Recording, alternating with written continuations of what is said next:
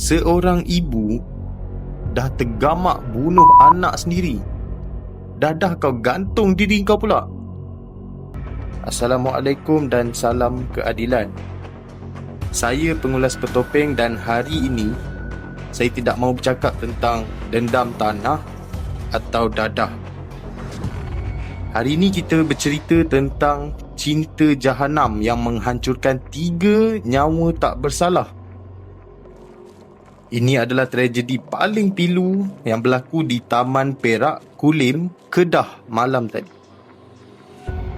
Seorang ibu berusia 30 tahun telah ditemukan maut tergantung selepas membunuh anak perempuannya yang berusia baru 4 tahun.